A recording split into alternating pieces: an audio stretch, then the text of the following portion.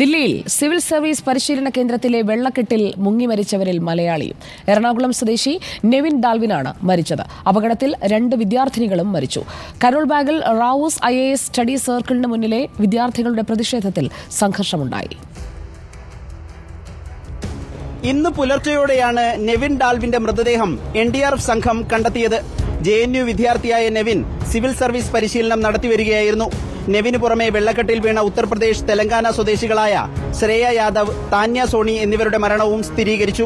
Search and rescue operation खत्म होने के बाद बेसमेंट से टोटल 3 बॉडी मिले, उनकी पहचान कर ली गई है और उनके परिवारजनों को हमने सूचना दे दिया है.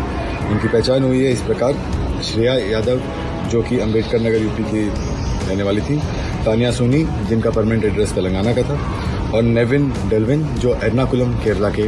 ഇന്നലെ രാത്രി തുടങ്ങിയ റാവൂസ് IAS സ്റ്റഡി സർക്കിൾ വിദ്യാർത്ഥികളുടെ പ്രതിഷേധം ഇപ്പോഴും തുടരുകയാണ്.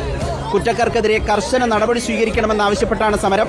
ദില്ലി പോലീസ് പ്രശ്നപരിഹാരം ഉറപ്പു നൽകിയെങ്കിലും വിദ്യാർത്ഥികൾ അനുനയത്തിന് തയ്യാറായില്ല.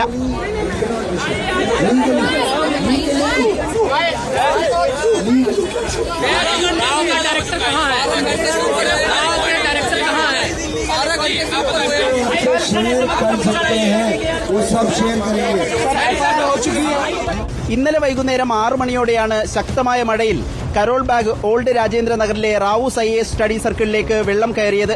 ബേസ്മെന്റിലെ ലൈബ്രറിയിൽ 40ഓളം വിദ്യാർത്ഥികൾ ഉണ്ടായിരുന്നു. രക്ഷപ്പെടുന്നതിനിടെ ബേസ്മെന്റിൽ കുടുങ്ങിയ വിദ്യാർത്ഥികളാണ് മരിച്ചത്.